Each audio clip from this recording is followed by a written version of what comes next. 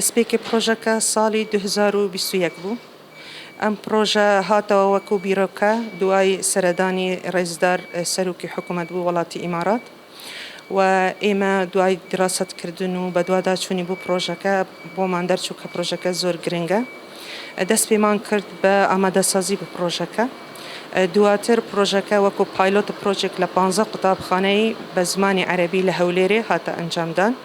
دواتر ئێمە فکرمان کرد کە پرۆژەکە پێویستی کە ئێمە بکینە بە کوردی بە زمانی کوردی و هەوڵماندا بوو ماوەی ساڵێکی ئامادەسازی بکەین و هەموو بابەتەکان ببنە بە کوردی حتا قوتابخانەی ئێمە بە شێوازێکی گشتی سوود لەو پرۆژە وەربگرن.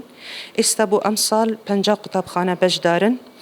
بۆ ئەم 50 قوتابخانە ئەم ژمارەی لاپتۆپ هاتە دابینکردن دوای نوێژەنکردنەوەی 49 ژوور بوو دانانی ئەم کۆمپیوتەرە لە قوتابخانەکان بوو بە ناوی قوتابخانەی دیژیتالی و ئەمڕۆ بە ئامادەبوونی بە ڕێزقونسڵی ئیماراتی ژمارە کۆمپیوتەری کە پێویستە بۆ قوتابیان و بۆ مامۆستایان بۆ ئەم پرۆژە ڕادەستی وزارەتی پەروەردەکرا و ئینشاڵڵا لە ساڵانی داهاتوو ئەم پرۆژە گەورەتر دەبتەوە و پێ قوناغی پرۆژەکان ئەوان هەموو کەلوپەلی پرۆژەکە بۆمان دابین دەکەن و ئەمە وردبینی ئیشەکەیە و هیوادارن ئەم پرۆژە زیاتر گەورەتر ببێت و بەتەمانە ئینشاڵڵا ڕاگەیاندنی پرۆژەکە لە سەرانسەری هەرێمی بێتە ڕاگەیاندن بە ئامادەبوونی بەڕێز جەنابی وەزیری پەروەردە.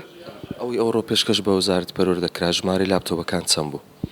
نزیکەی 1556 لاپتۆپ بوون بوو 50 قوتابخانە و ئینشاءڵڵاش ئەگەر ئێمە بۆ ساڵی داهاتوو ژمارەی قوتابخانەکان زۆرترمان کرد ئەوان ڕێژێکی دی لا لاپتۆپەکان بۆمان دابین دەکەن.